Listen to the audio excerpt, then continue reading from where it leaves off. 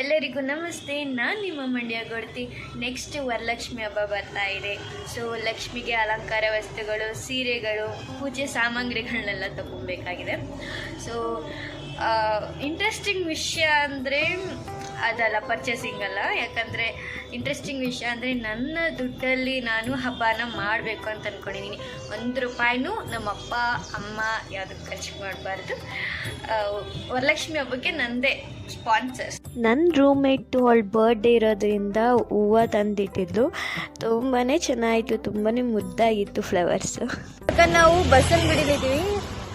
ಇಲ್ಲಿ ತುಂಬ ದೇವರ ಸಾಮಾನುಗಳು ಮತ್ತು ಪೂಜೆ ಸಾಮಗ್ರಿಗಳೆಲ್ಲ ಸಿಗುತ್ತೆ.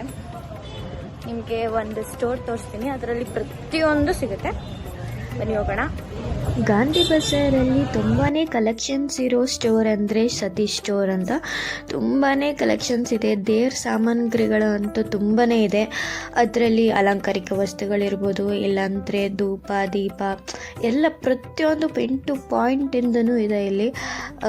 ಮತ್ತು ನಿಮಗೆ ರೀಸನಬಲ್ ಪ್ರೈಸಲ್ಲೂ ಸಿಗುತ್ತೆ. ಮತ್ತು ಜರ್ಮನ್ ಸಿಲ್ವರ್ ಇರ್ಬೋದು, ಹಾರಗಳಿರ್ಬೋದು, ಮತ್ತು ದೇವ್ರ ಸಾಮಾನುಗಳಿರ್ಬೋದು, ಪ್ರತಿಯೊಂದು ಸಿಗುತ್ತೆ ಇಲ್ಲಿ. ನಿಮ್ಮ ಮನೇನ ಟ್ರೆಡಿಷನಲ್ ಆಗಿ ಡೆಕೋರೇಟ್ ಮಾಡೋಕ್ಕಂತೂ ತುಂಬಾ ಕಲೆಕ್ಷನ್ಸ್ ಇದೆ. ಮದುವೆ ಮನೆಗೆ ಡೆಕೋರೇಷನ್ ಮಾಡೋ ಐಟಮ್ಸ್ ಅಂತೂ ತುಂಬ ಇದೆ. ಲೈಕ್ ಅರ್ಶಿನ ಶಾಸ್ತ್ರ ಇರ್ಬೋದು, ಬಳೆ ಶಾಸ್ತ್ರ, ಗೌರಿ ಪೂಜೆ, ತುಂಬಾ ಐಟಮ್ಸ್ ಇದ್ರೆ ಇದರಲ್ಲಿ. ಸೊ ಹಬ್ಬದ ಸೀಸನಲ್ಲಂತೂ ಗಾಂಧಿ ಬಜಾರ್ನ ನೋಡೋಕ್ಕೆ ಆಗಲ್ಲ. ತುಂಬಾ ಜನ ಇರ್ತಾರೆ. ಯಾಕಂದರೆ ಪ್ರತಿಯೊಂದು ಹೂವಿಂದ ಹಿಡಿದು ಕುಂಕುಮದವರೆಗೂ ಇಲ್ಲೇ ಸಿಗುತ್ತೆ. ನೀವು ಬಸವನಗುಡಿಗೆ ಬಂದಿದ್ದೀರಾ ಅಂದರೆ ಈ ಹೋಟೆಲ್ಗೆ ನೀವು ವಿಸಿಟ್ ಮಾಡಲೇಬೇಕು. ಅಂದರೆ ತುಂಬಾ ಪುರಾತನ ಕಾಲದ್ದು ಹೋಟೆಲ್ಲು, ವಿದ್ಯಾರ್ಥಿ ಭವನ. ತುಂಬಾ ಟೇಸ್ಟಿಯಾಗಿರುತ್ತೆ ಫುಡ್ಸ್ ಎಲ್ಲ. ಎಲ್ಲ ಶಾಪಿಂಗ್ ಎಲ್ಲ ಮುಗಿಸ್ಕೊಂಡು ನಾನು ಚಿಕ್ಕಪೇಟೆಗೆ ಹೋಗೋಣ ಅಂತ ಹೋಗ್ತಾ ಇದ್ವಿ. ಹುಡುಗಿಯರಿಗೆ ಶಾಪಿಂಗ್ ಮಾಡೋದೇ ಇಷ್ಟ. ತುಂಬ ಕಲೆಕ್ಷನ್ಸ್ ಇದ್ಬಿಟ್ರೆ ನೋಡ್ಕೊಂಡೇ ಕೂತ್ಕೊಂಡ್ಬಿಡ್ತೀವಿ ನಾವಂತೂ. ಸೊ ನನಗೆ ಅಲ್ಲಿಂದ ಬರೋಕ್ಕೇ ಇಷ್ಟ ಆಗ್ತಿರ್ಲಿಲ್ಲ. ಸೊ ನೆಕ್ಸ್ಟ್ ನಾನು ಚಿಕ್ಕಪೇಟೆಗೆ ಹೋಗಲೇಬೇಕಿತ್ತು. ಹಾಗೆ ಕಣ್ಣು ತುಂಬಿಕೊಂಡು ಚಿಕ್ಕಪೇಟೆಗೆ ಹೋಗೋಣ ಅಂತ ಅಂದ್ಕೊಂಡೆ. ಬಟ್ ಇದರಲ್ಲಿ ಬೈ ಟು ಕಾಫಿ ಅಂತ ಒಂದು ಹೋಟೆಲ್ ಇದೆ. ಅಲ್ಲಿ ತುಪ್ಪದ ದೋಸೆಗಂತೂ ತುಂಬಾ ಫೇಮಸ್. ಮತ್ತು ಕಾಫಿ, ಫಿಲ್ಟರ್ ಕಾಫಿ ಅಂತ ಸಖತ್ತಾಗಿರುತ್ತೆ. ಸೊ ಕಾಫಿ ಕುಡ್ಕೊಂಡು ನಾನು ನೆಕ್ಸ್ಟ್ ಚಿಕ್ಕಪೇಟೆಗೆ ಬಂದೆ. ಈ ಚಿಕ್ಕಪೇಟೆಯಲ್ಲಿ ನಾನು ಬರೀ ಸೀರೆ ಮಾತ್ರ ಪರ್ಚೇಸ್ ಮಾಡಿದ್ದು. ದೇವರಿಗೆ ಸೀರೆ ಬೇಕಲ್ಲ, ಸೊ ಸೀರೆ ಪರ್ಚೇಸ್ ಮಾಡಿಕೊಂಡು ನೆಕ್ಸ್ಟ್ ಡೇ ನಾನು ಮನೇಲಿದ್ದೆ. ಎಲ್ಲರಿಗೂ welcome back to my YouTube channel. ಬೆಳಗ್ಗೆ 6 ಗಂಟೆಗೆ ಎದ್ದಿದ್ದೀನಿ. 8 ಗಂಟೆ ನಿಮ್ಮ ಮನೆಯಲ್ಲಿ ಆಲ್ರೆಡಿ ಕ್ಲೀನಿಂಗ್ ಸ್ಟಾರ್ಟ್ ಆಗಿದೆ ಅಂತ ಅನ್ಕೊತೀನಿ.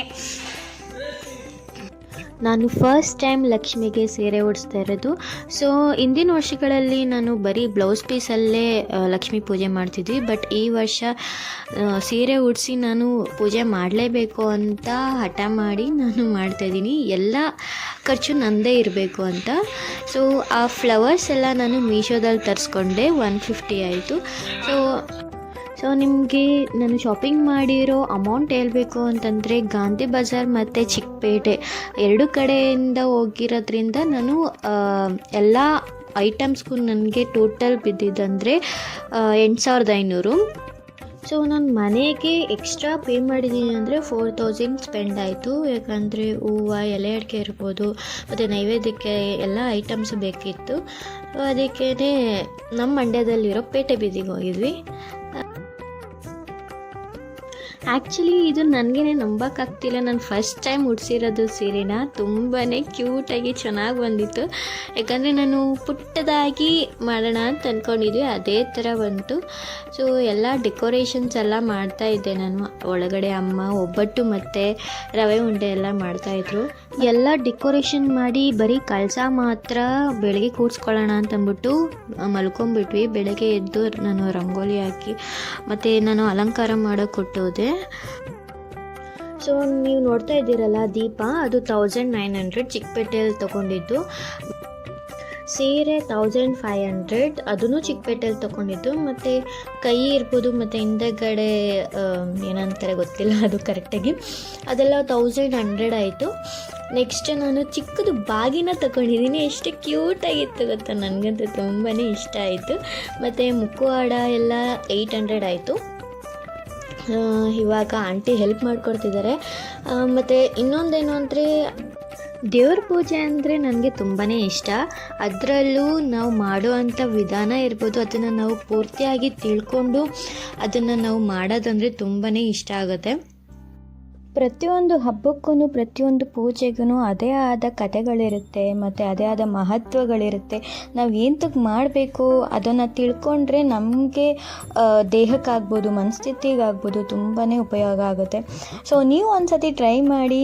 ಯಾವುದೆಲ್ಲ ಪೂಜೆ ಪುನಸ್ಕಾರ ಇರ್ಬೋದು ಅದು ಒಳ ಅರ್ಥನ ನೀವು ತಿಳ್ಕೊಬೇಕು. ಅದರಿಂದ ಏನು ನಮಗೆ ಇವಾಗ ಹೋಮ ಇರ್ಬೋದು, ಹೋಮದ ಆ ಗಾಳಿನ ನಾವು ಸೇವಿಸಿದ್ರೆ ತುಂಬಾ ಒಳ್ಳೆಯದಾಗುತ್ತೆ. ಸಾಮಾನ್ಯವಾಗಿ ಹೋಮ ಮಾಡಬೇಕಾದ್ರೆ ನೀವು ನೋಡಿರ್ತೀರ ತುಂಬಾ ಗಿಡಮೂಲಿಕೆ ಇರ್ಬೋದು, ದವಸ ಧಾನ್ಯಗಳಿರ್ಬೋದು, ಅದನ್ನೆಲ್ಲ ಹೋಮ ಕೊಂಡಕ್ಕೆ ಹಾಕ್ತಾ ಇರ್ತಾರೆ. ಆ ಗಾಳಿನ ನಾವು ಸೇವಿಸೋದ್ರಿಂದ ನಮ್ಮ ದೈಹಿಕವಾಗಿ ಮಾನಸಿಕವಾಗಿ ತುಂಬಾ ಪರಿಣಾಮ ಬೀರುತ್ತೆ. ಆ ಥರ ಶಕ್ತಿ ಇರುತ್ತೆ ಆ ಗಿಡಮೂಲಿಕೆಗಳಿಗೆ. ಸೊ ಇವಾಗ ಎಲ್ಲ ತಯಾರಿ ಆಗಿದೆ. ದೀಪ ಹಚ್ಚಿ ನಾವು ಪೂಜೆ ಮಾಡೋದೊಂದೇ ಬಾಕಿ ಇದೆ. ನಾವು ಬೆಳಗ್ಗೆ ಪೂಜೆ ಮಾಡೋದಕ್ಕಿಂತ ಸಾಯಂಕಾಲ ಪೂಜೆ ಮಾಡೋದೇ ತುಂಬಾ ಶ್ರೇಷ್ಠ. ಯಾಕಂದರೆ ಲಕ್ಷ್ಮಿ ಸಂಜೆ ಹೊತ್ತು ಅವಳು ಮನೆಯೊಳಗೆ ಕಾಲಿಡ್ತಾಳೆ ಅನ್ನೋ ನಂಬಿಕೆ ಇದೆ ಜನರಲ್ಲಿ. ಸೊ ನಾವು ಬೆಳಗ್ಗೆ ಬರೀ ಪೂಜೆ ಒಂದು ಮಾಡಿ ಎಲ್ಲ ನೈವೇದ್ಯಕ್ಕೆಲ್ಲ ಇಟ್ಟಿದ್ವಿ. ಸೊ ಅಮ್ಮ ಒಬ್ಬಟ್ಟು ಮಾಡಿದರು, ರವೆ ಉಂಡೆ ಮಾಡಿದರು. ಸೊ ಅದನ್ನೆಲ್ಲ ಇಟ್ಟು ನಾವು ಪೂಜೆ ಮಾಡೋಕ್ಕೆ ಅಂತ ಸ್ಟಾರ್ಟ್ ಮಾಡಿದ್ವಿ. ಸೊ ಇದರಲ್ಲಿ ಮೇನ್ ಇಂಪಾರ್ಟೆಂಟ್ ಥಿಂಗ್ ಏನಂದರೆ ಕಾಮಧೇನುನ ನಾವು ಪೂಜಿಸಬೇಕು, ಆರಾಧಿಸಬೇಕು.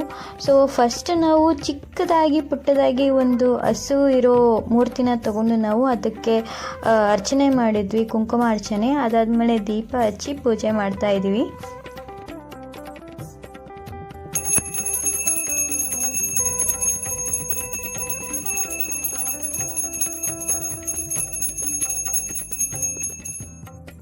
ಪ್ರತಿಯೊಂದು ಹೆಣ್ಣಿಗೂ ಕೂಡ ಅವಳ ಸಾಧನೆ ದಾರಿಲಿ ಹೋಗ್ತಾ ಇರ್ತಾಳೆ. ಆ ಸಾಧನೆ ದಾರಿಲಿ ಹೋಗ್ತಾ ಇರಬೇಕಾದ್ರೆ ನಮ್ಮ ಸಂಸ್ಕಾರ, ನಮ್ಮ ಸಂಸ್ಕೃತಿನ ನಾವು ಮರಿಬಾರ್ದು. ಸೊ ನಮಗೆ ಕುಂಕುಮ ಇರ್ಬೋದು, ಅರಿಶಿನ ಇರ್ಬೋದು ಎಷ್ಟು ತುಂಬಾ ಮುಖ್ಯ ಅನ್ನೋದು ನಮಗೆ ಗೊತ್ತಿರಬೇಕು. ಹೆಣ್ಮಕ್ಳು ಪೂಜೆಗೆ ಮಾತ್ರ ಸೀಮಿತ ಅಲ್ಲ, ಮಕ್ಕಳಿಗೆ ತಾಯಿಯಾಗೂ ಇರಬೇಕು, ದುಷ್ಟರಿಗೆ ಚಾಮುಂಡಿಯಾಗೂ ಇರಬೇಕು. ಸೊ ಎಲ್ಲ ಲಕ್ಷಣಗಳನ್ನ ಇರೋಳೆ ತಾಯಿ. ಸೊ ಆ ತಾಯಿ ಪೂಜೆ ಮಾಡಿದ್ರೆ ನಮಗೆ ತುಂಬಾ ಒಳ್ಳೆಯದಾಗತ್ತೆ. ಸೊ ನಮ್ಮ ಕರ್ನಾಟಕದಲ್ಲಿ ಹಬ್ಬಗಳಿಗೇನು ಕಮ್ಮಿ ಇಲ್ಲ. ಇವಾಗ ಲಕ್ಷ್ಮೀ ಹಬ್ಬ ಬಂದರೆ ನೆಕ್ಸ್ಟ್ ಗೌರಿ ಗಣೇಶ ಹಬ್ಬ ಬರುತ್ತೆ. ಸೊ ಎಲ್ಲ ಹಬ್ಬಗಳನ್ನ ನಾವು ತುಂಬಾ ಸೆಲೆಬ್ರೇಟ್ ಮಾಡ್ತೀವಿ. ಯಾಕೆ ಅಂತ ನಿಮಗೆ ಗೊತ್ತಿದ್ದರೆ ದಯವಿಟ್ಟು ಕಮೆಂಟ್ ಮೂಲಕ ತಿಳಿಸಿ. ಮುದ್ದು ಮುಖದ ರಾಣಿ, ಐಶ್ವರ್ಯದ ಕಣ್ಮಣಿ, ಎಲ್ಲರಿಗೂ ವರಲಕ್ಷ್ಮಿ ಹಬ್ಬದ ಶುಭಾಶಯಗಳು. ಇವಾಗ ನಾವು ಸಾಯಂಕಾಲ ಆಗಿರೋದ್ರಿಂದ ನಾವು ಲಕ್ಷ್ಮೀ ಪೂಜೆನ ಮಾಡ್ತಾಯಿದ್ದೀವಿ. ಆ್ಯಕ್ಚುಲಿ ನಾನು ಪೂಜೆ ಮಾಡೋದಿದ್ದರೆ ಎಲ್ಲ ಮುತ್ತೈದೆಯರನ್ನ ನಾವು ಕರೆದ್ಬಿಟ್ಟು ಅರಿಶಿನ ಕುಂಕುಮ ಕೊಟ್ಟು ಕಳಿಸ್ತೀವಿ. ಮೊದಲಿಗೆ ನಾವು 5 ಜನ ಮುತ್ತೈದೆಯರನ್ನ ಕರೆಸ್ಬಿಟ್ಟು ತುಪ್ಪದ ಆರತಿ ಇರ್ಬೋದು, ಬೆಲ್ಲದ ಆರತಿ ಇರ್ಬೋದು, ಸೊ ನಿಂಬೆಹಣ್ಣದ ಆರತಿ ಇರ್ಬೋದು, ಇದನ್ನೆಲ್ಲ ನಾವು ಮುತ್ತೈದೆಯರ ಕೈಲಿ ಮಾಡಿಸ್ತೀವಿ. ಬಂದಿರೋ ಮುತ್ತೈದೆಯರಿಗೆ ನಾವು ಅರಿಶಿನ ಕುಂಕುಮ ಕೊಟ್ಟು ಬಾಗಿನ ಕೊಟ್ಟು ಕಳಿಸ್ತೀವಿ. ನಿಮ್ಮ ಮನೆಯಲ್ಲಿ ಹೇಗೆ ಲಕ್ಷ್ಮೀ ಪೂಜೆನ ನೀವು ಆಚರಣೆ ಮಾಡಿದ್ರಿ ಅಂತ ನೀವು ಕಮೆಂಟ್ ಮೂಲಕ ನಮಗೆ ತಿಳಿಸ್ಕೊಡ್ಬೋದು. ಬಂದಿರೋ ಹೆಣ್ಮಕ್ಳೆಲ್ಲ ತುಂಬಾ ಖುಷಿಪಟ್ಟರು. ಯಾಕಂದರೆ ತುಂಬ ದಿನ ಆಗಿರುತ್ತೆ ಸಿಕ್ಕಿ, ಎಲ್ಲರೂ ಅವ್ರವ್ರ ಕೆಲಸಗಳಲ್ಲೇ ಬ್ಯುಸಿಯಾಗಿರ್ತೀವಿ. ಸೊ ಹಬ್ಬ ದಿನಗಳಲ್ಲೇ ನಾವೆಲ್ಲ ಸಿಗೋದು. ಎಲ್ಲರ ಆಶೀರ್ವಾದ ತಗೊಂಡು ನನಗೆ ತುಂಬಾ ಖುಷಿ ಆಯಿತು. ನಮ್ಮಪ್ಪ ಅಂತಾರೆ ಜನರ ಪ್ರೀತಿ ಗಳಿಸೋದು ತುಂಬಾ ಮುಖ್ಯ ಅಂತ. ನಾನು ಇಷ್ಟು ಜನ ಪ್ರೀತಿನ ಗಳಿಸಿದ್ದೀನಿ, ನನಗಂತೂ ತುಂಬಾ ಖುಷಿ ಆಗ್ತಿದೆ. ಇವರು ಟೆಂಪ್ರವರಿ ಅತ್ತೆ, ಮಗನ್ ಕೊಡಲ್ಲ ಆದರೂ ಅತ್ತೆ. ಬನ್ನಿ ಆಂಟಿ, ಸುಮ್ಮನೆ ಅತ್ತೆ